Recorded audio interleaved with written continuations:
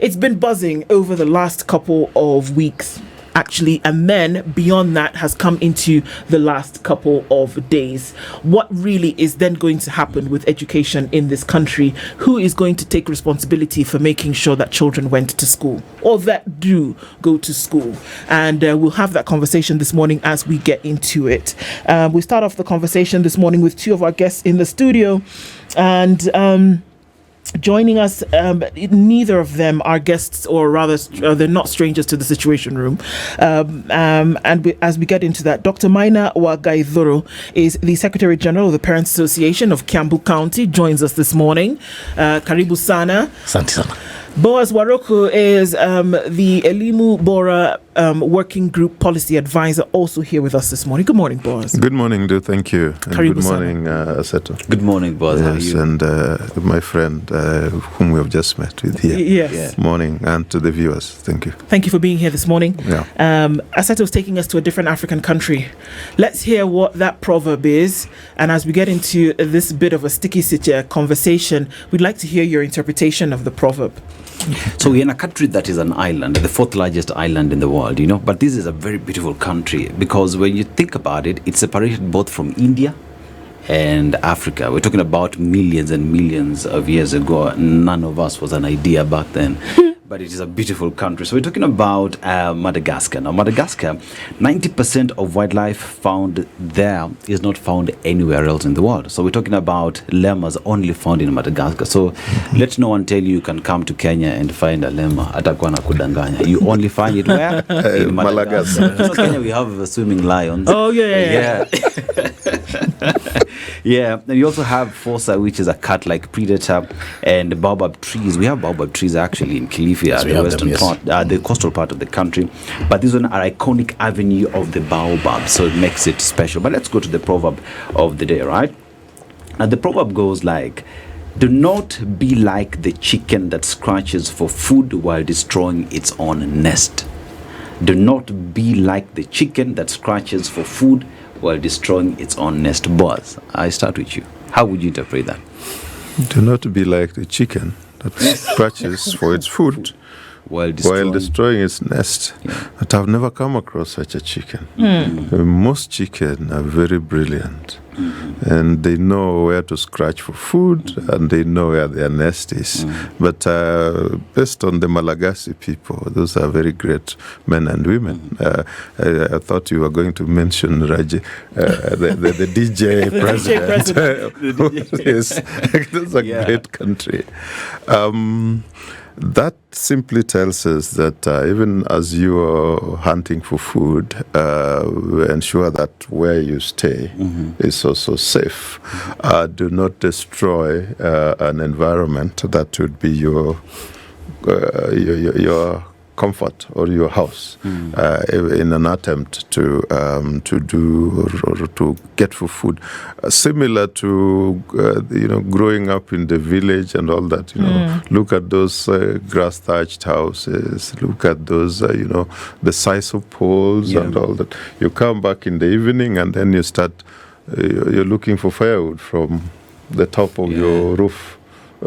When you do so, the end result is that the rain will overwhelm you. So do positive things, even as you're looking for greater good. Don't do negative ones. That would be my interpretation. Thank you. How would you interpret it? Fine. I think I'll go a different way because the proverb is so articulate and on a chicken that has been given food, trying to scratch on its nest. And I think I would liken it to a society that, or a government that has a structure, and now it is trying to scratch again from the structure, to not knowing that they're destroying it, and by doing so, they may destroy the future of what was meant to be by the structure. That is my interpretation today. Okay. And I also say that I also greet my viewers, the viewers and the listeners, and people from Kiambu. I know there are several people who are listening. I could see now that several people, to the tune of thousands, are listening, especially principals Yeah. And principals are secretaries in the organization. So we thank God that we may come to something, and we hope that we may not be like the proverbial chicken that destroys its nest by scratching rather than eating the food. Okay. In this case, that nest could be the foundation that we give for children in the country to access a wholesome education, which is non-negotiable. It's not just people's emotions, it is constitutionally bound. Yes. And if the constitution is the law under which Kenyans and Kenya will operate, then this is a non-negotiable term in terms of what you do for children. That's right. All right? That's right. Now, let's take a few steps back. Not forget, but let's park the hullabaloo over the last couple of days for who said I didn't say, I was misquoted, etc., etc. And let's look at the initial statement that was made by Treasury Secretary John Mbadi. He said that the government can no longer afford to provide free primary and secondary education. He appeared before the National Assembly Committee on the 24th of July. He claimed that free basic education was no longer sustainable, citing the increased number of students in schools and constrained fiscal resources. He also said that the capitation grant for secondary schools would now be 16,900 shillings per child, down from 22,244. He said, and I quote, "Currently, learners are provided with tuition and operation costs at the rate of 1,420 shillings for primary education. For junior school, it is 15,042 shillings per child, and in senior secondary school, it is 22,244 per child." He said, again, and I quote, "However," remember this is on the Hansard, Yes. okay? "However, due to constrained fiscal space and other emerging priorities within the education sector, updating these rates might be untenable. The government will, however, consider reviewing this rate should revenue performance improve." On exam fees, he broached the subject of national exam payments, revealing that the government was considering having students pay registration fees for national exams. Backing these assertions was the Education CS Julius Ogamba, who also believed that the increasing number of school enrollments played a part, and said this particular figure for the past 4 to 5 years has never been attained in the budgeting of the money that comes to the ministry, and that is because the number of students has been going up, but the figure has remained static. Okay, so that is what was said. He wasn't standing on the roadside of somewhere. He had been called by the Committee on Education in Parliament, and this is what he said. No sooner had he finished making this statement that the country went into uproar and said, my goodness, what are we going to do in terms of what happens? Now, just allow me just a few more minutes before we go into this, because he then came back a few days later and said that he was misquoted on education funding. So essentially, if we get that right, then this conversation this hour might be null and void. He said that on that, he spoke about the controversial remarks that he made last week that appeared to cast doubt on the sustainability of government free education program, saying his comments were directed at Parliament and not the public. Mbadi now claims that he had been misquoted, stressing that his message was an appeal to lawmakers to increase funding for education rather than a warning to parents about looming school fees. Again, I quote, "I was speaking to policymakers. I was speaking to members of parliament who approved the budget." He said this while in a rally in Nyatike in Migori County on Saturday. He said, "I told them we must enhance the budget for capitation so that every child receives 22,000 shillings. What we have is less than 22,000.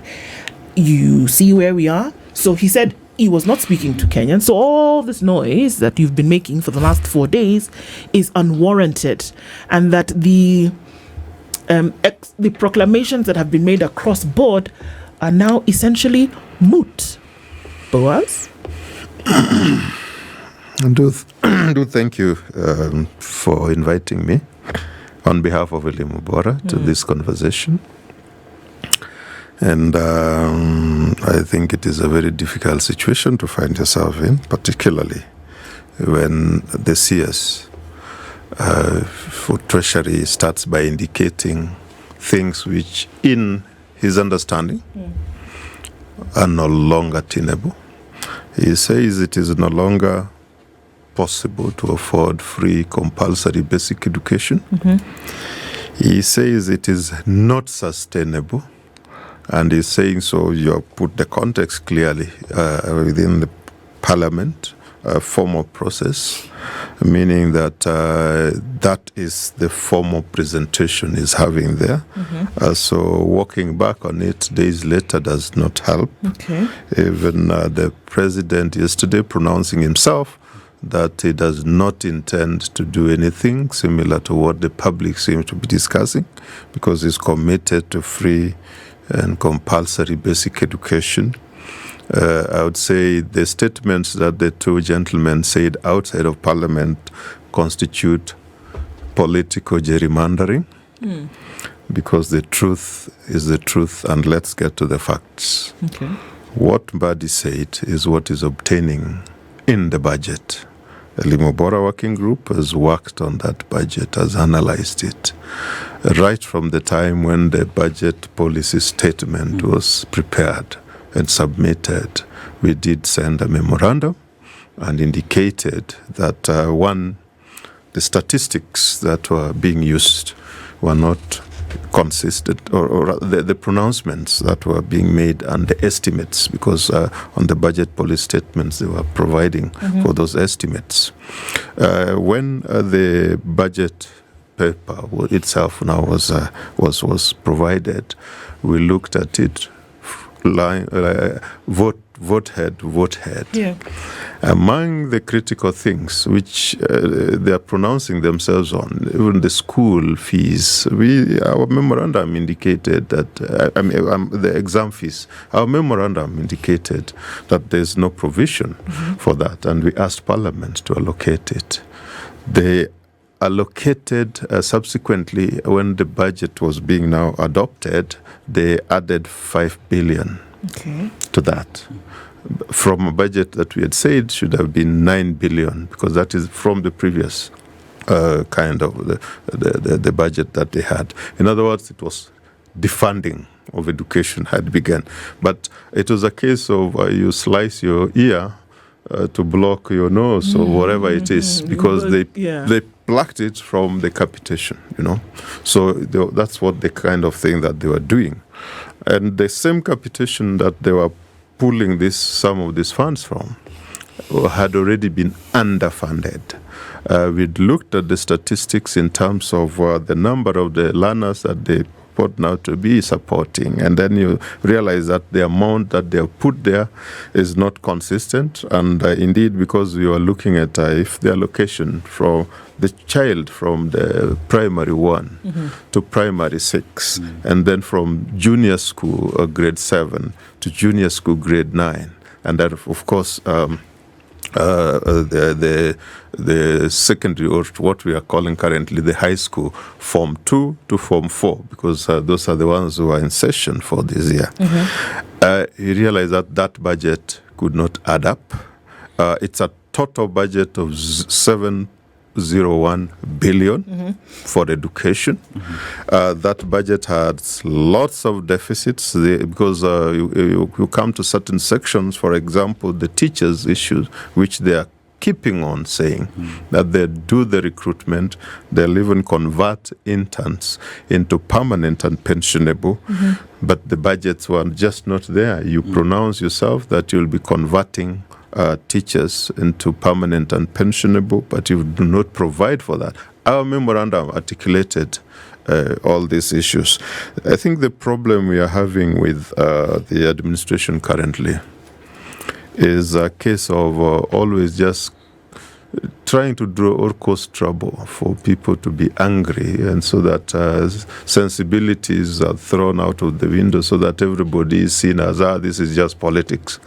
Education is not just about politics. But when you talk about the education in the country, and you talk about the free education, look at immediately former President Mwai Kibaki got in and said, let there be free education. And we saw that happen for the entire period that he was in office. Then comes President Uhuru Kenyatta, and he even extrapolated that and said, let there be affordable secondary education. But here now we hear statements being made starting from the highest officer in the land, from the president going down to the cabinet secretaries. And one asks the question, is it that we have failed to plan? Is it that there is funds available, that we have misplaced priorities?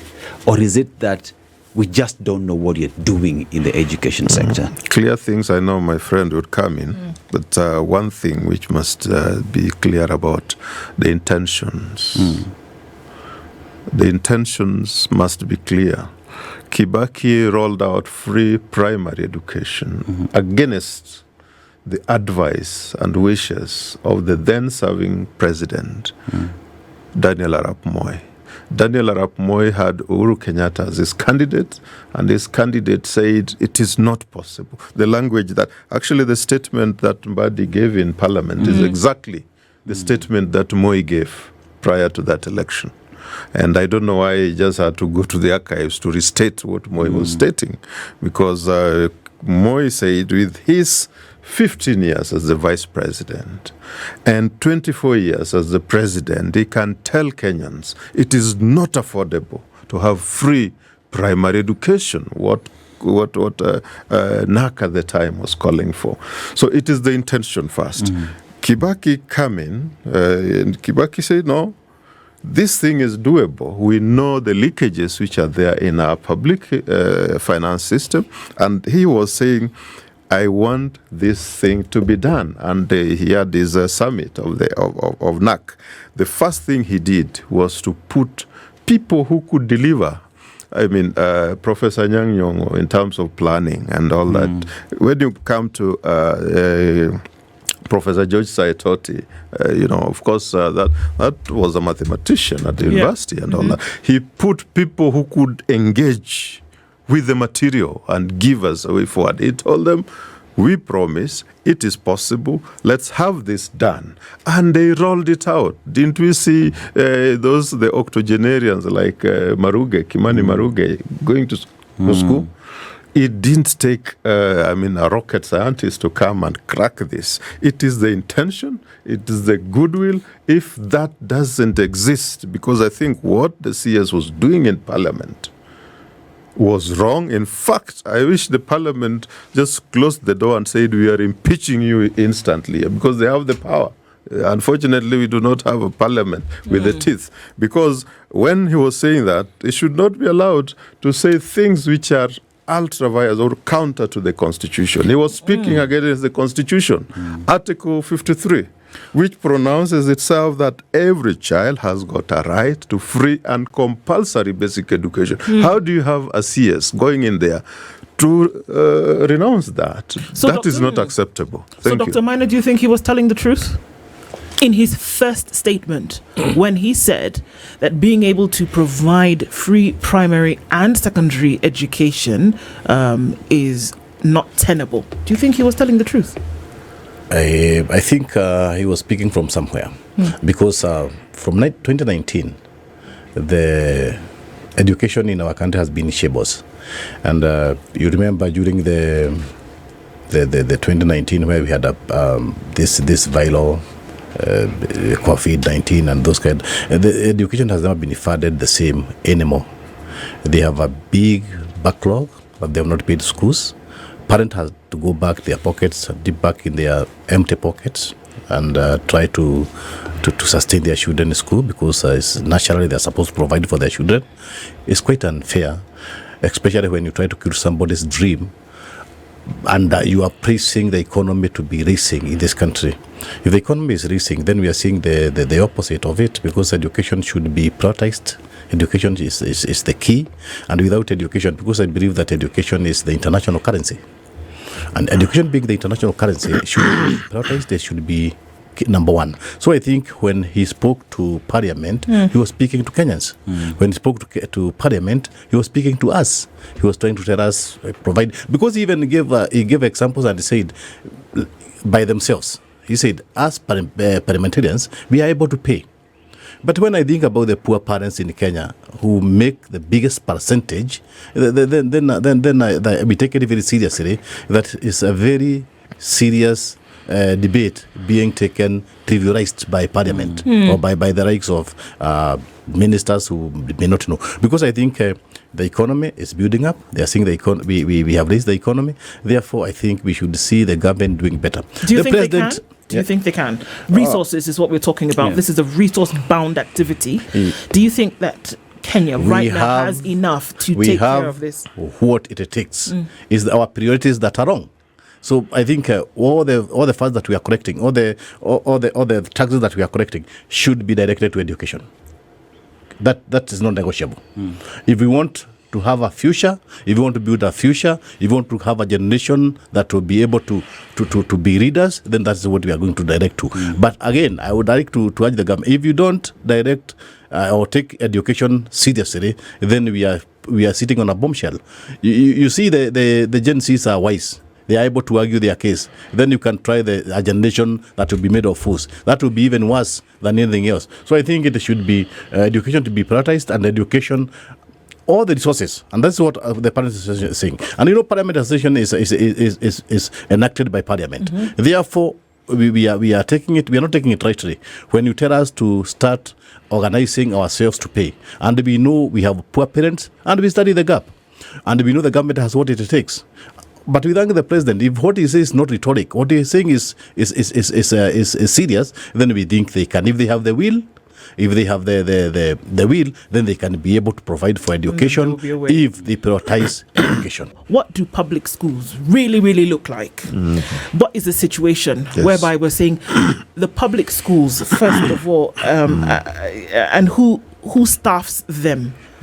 And to say what is really being delivered to Kenya's children. Majority of Kenya's children attend public school. Sure. Whether it's at the primary or it's a secondary level. Sure.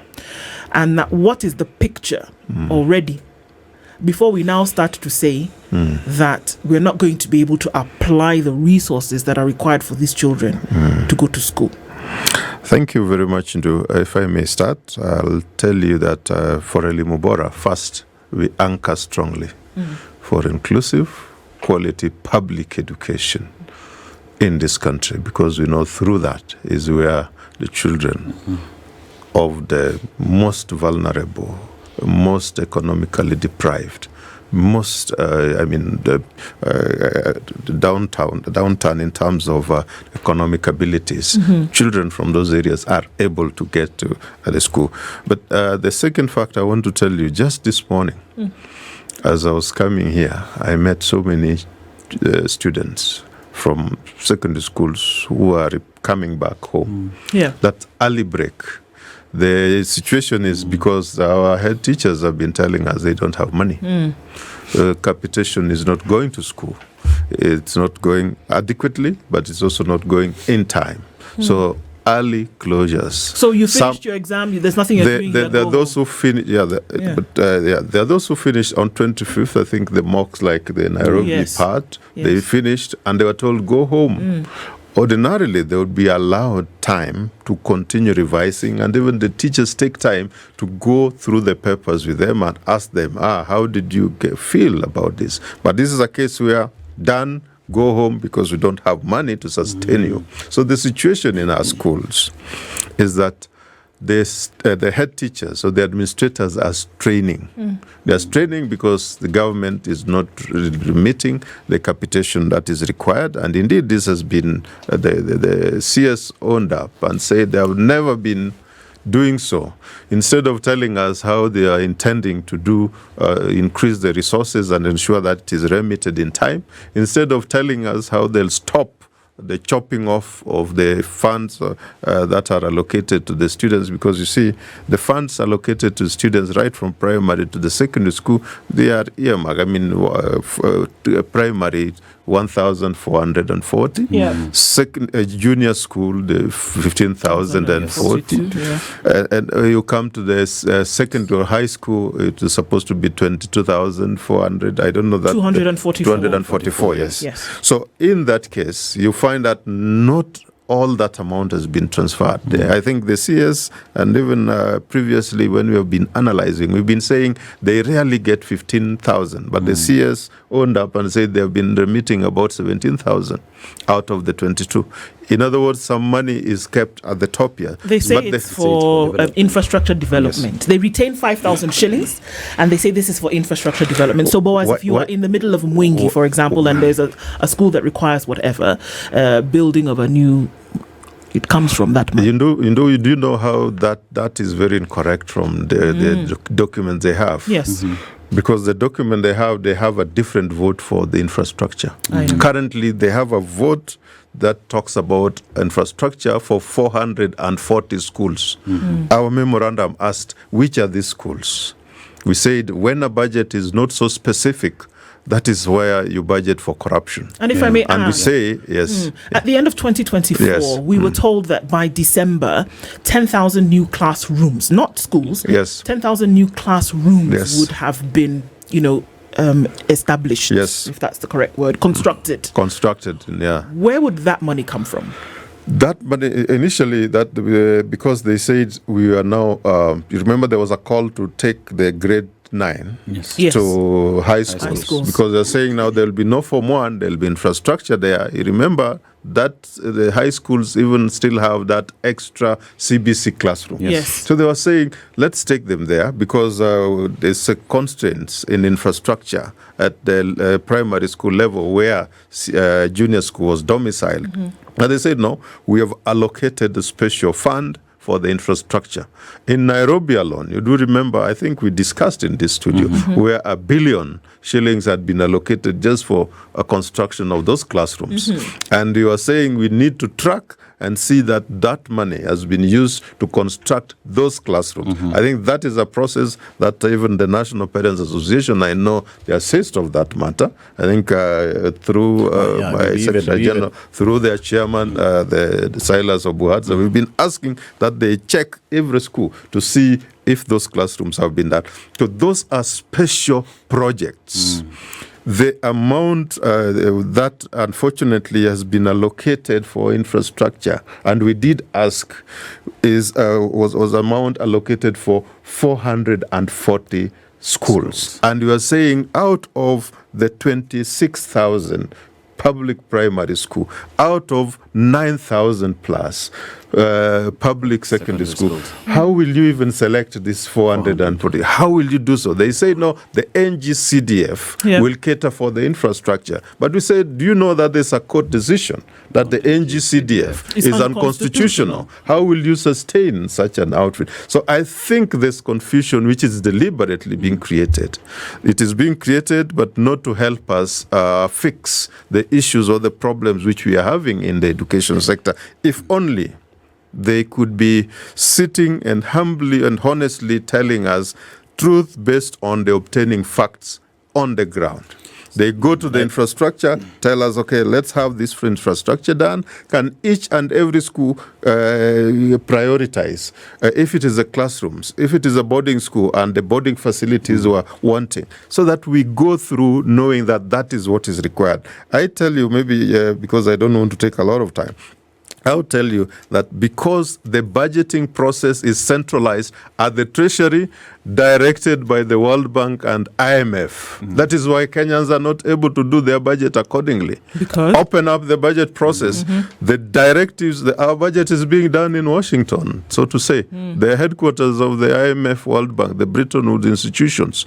The moment we extricate ourselves from that, I think we'll open up the budget process in accordance with Chapter 12 of our Constitution. The budget-making process is supposed to be a sovereign exercise done by the citizens of this country, allowing them to start right from the school level, identifying the educational needs and saying, if the needs we require are 1, 2, 3, the amounts we require are 1, 2, 3 should be, so that in case at the national level, we realize that we may not get all the money. There'll be priority. We'll say we'll start from 1 to 2. The next time we'll go to 3. Okay. In that case, it would be better. But right now, the reason why they were even now trying to cut off from capitation to take to exams and all that, it's because it has already been determined elsewhere.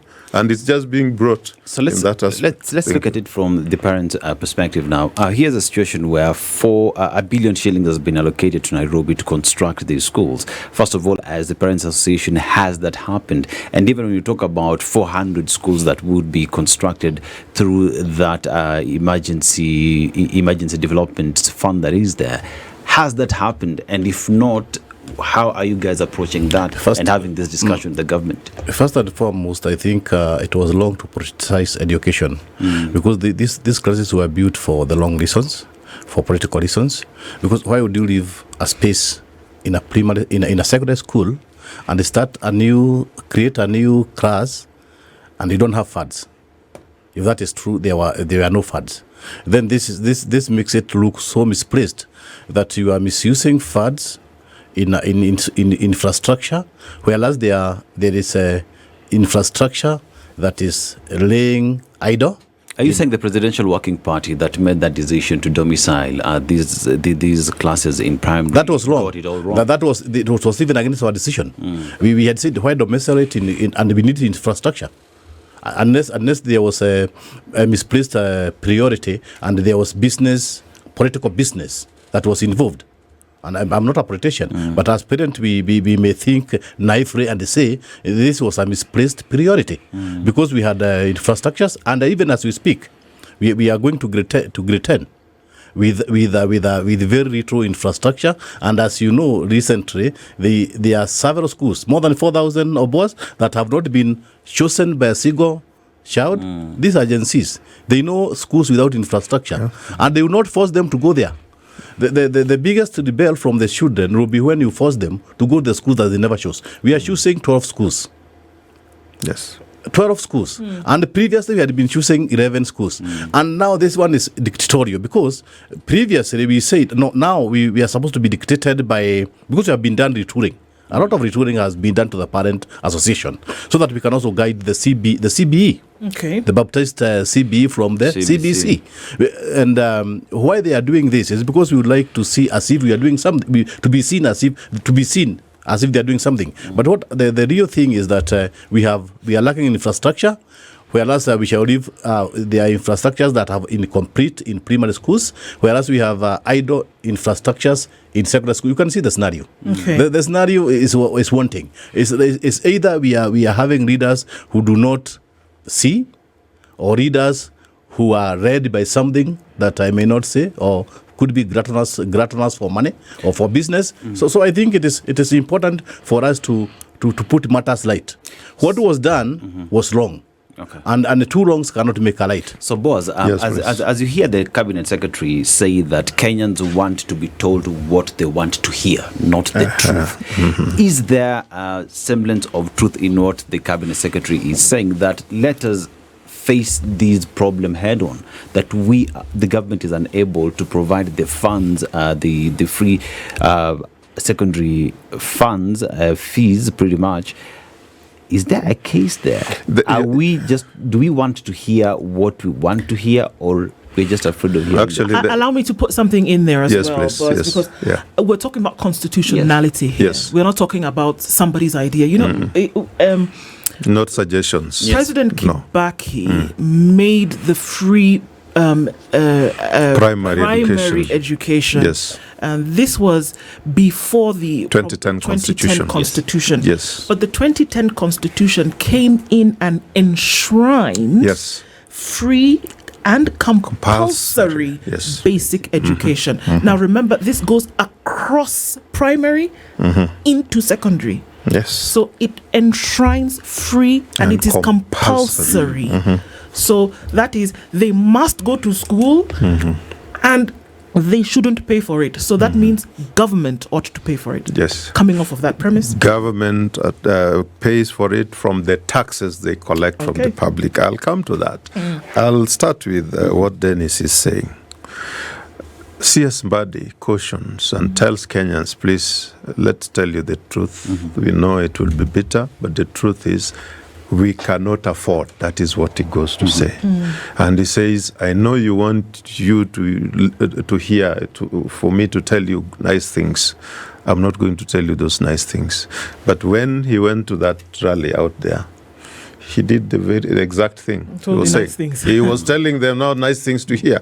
But in Parliament, he was pronouncing himself on the basis of the facts as were in that budget. And those facts are still in that budget. Things which ourselves have been calling out for and telling them that the amounts you put there are not adequate. Mbadi talked about reducing capitation from 22,240 to 16,900. That was not a suggestion. It is in the document that he is holding. So whatever he's doing out there now that is completely, that's where the politics is. The same thing he was questioning is what he was doing. So this is supposed to be a technocrat, he's supposed to be an expert, but he's also playing politics of the gallery. That must be called out. We as policy analysts and all that, we'd call him out also and say, in a setup which has been ironclad in the Constitution, that if you want to change policy, there must be public participation. When and how did he consult to arrive at the 16,900 from that time? He's completely off the side. That's why even when I made a statement that it should have actually been censored by Parliament, I think Parliament should have called him back to order and told him, you are embarrassing yourself here, you are out of order, go and reflect on the matters you're saying so that you come back and do. The Constitution is not providing suggestions on what should be done. I come from Homo Bay, and that is where the constitutional gurus, even from the streets, come from, the young people.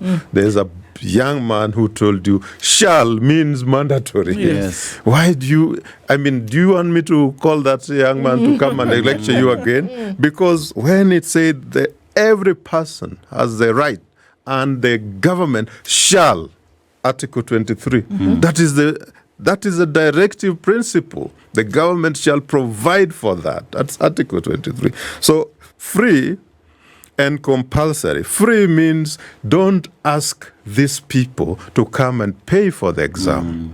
Don't ask these parents to come and start shouldering the burden of education infrastructure, the equipment and the material. But compulsory means every time it's a school season, there shouldn't be iota of a single child being seen walking the streets that is out of school. As we speak now, UNESCO puts 2.5 million children to be out of school. Meaning compulsory is not being realized. UNICEF and the Save the Children, based on their report of 2024, they put it at 3.5 million. So the dream of these children is being betrayed. And that's why for us, we're saying as Elimu Bora, let there be a reset on how do we handle the free and compulsory basic education, but also because Article 55 on the youth is also saying that every young person, and the youth, those people who are below 35, that those people are entitled to education and training of quality to the highest level attainable at affordable rate. And it also ties that with the Article 23 of the Constitution. That article compels the government to do all that is within its powers to ensure that they deliver on the promises of our Constitution. Anybody who is speaking differently is not a friend of the children, is not a friend of the youth, is not a friend of this country, and is listening to other people outside there. And it is also against the Ministry of Education policy for accessing education. Yes. And every child shall access education, and not shall pay. Accessibility is the key, and now you find it indifferent, because you find even primary schools charging entry fees, outlawed fees, a lot of fees that are supposed to be, yes, and in the eyes of the government, corroding with the government agencies there in the sub-counties, in the counties. So I think the government should come up straight and say that it's compulsory. If it is compulsory, the say Nyumba Kumi is supposed to be used whose child is not attending school. Why are they not attending school? And we even said earlier on that if we wanted to make it compulsory, remove the uniform. And if you remove the uniform or allow the parents to buy something that looks like uniform. Because something that looks like uniform, you can go to anywhere and buy. But when you say that uniform is going to be bought from shop B, you are also trying now to make it very hard for the parent. You are going against your own policy of accessibility to education. So I think the government needs to come up seriously. And I think we are not taking lightly that somebody is saying, these are not rhetorics. These are things that have been talked, spoken, and they want to be illustrated to the parent, the poor parent. And I think the child shall actually in future question why was it free, compulsory, and why was my parent not able to take me to school? You see, we're talking about a deficit of 64 billion shillings that has not been remitted by the government, and this is a matter that continues to pile up on the fact. Now, couple that with the fact that teachers have also not been employed to the numbers that are needed. Waruku, yes, what please. are we doing to the education sector, and how do we just sort out the mess that is in there? The mess can be sorted by people who understand education. The leadership is wanting on education in this country. If we can't fix that, we'll not fix education too.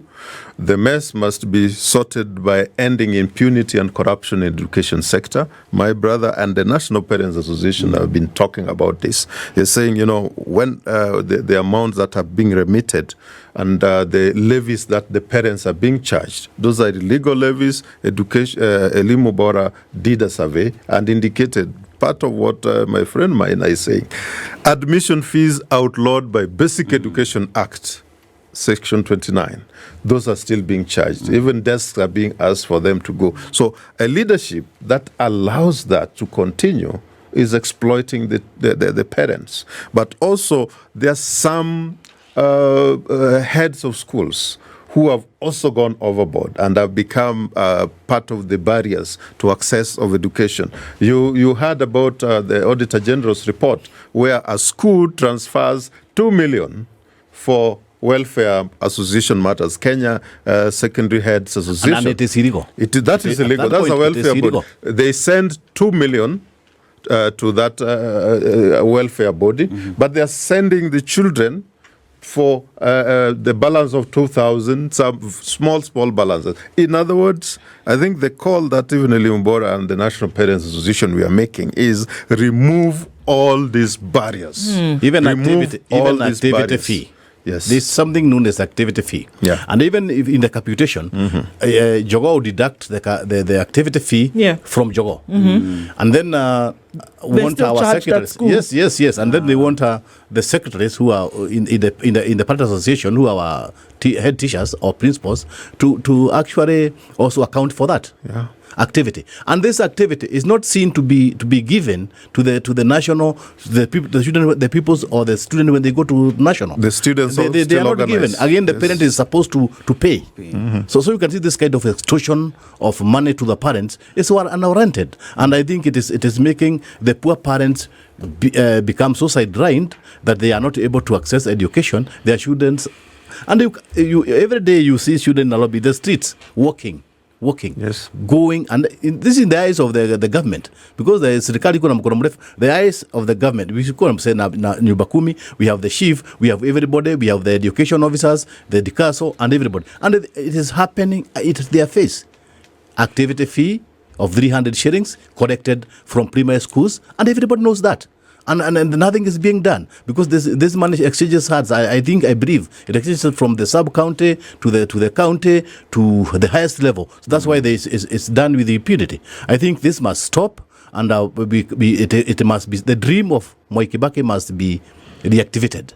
Indeed. It must be deactivated. Indeed, it has to. And something has got to shift, even as we wrap up this conversation. Last words from you, Boaz.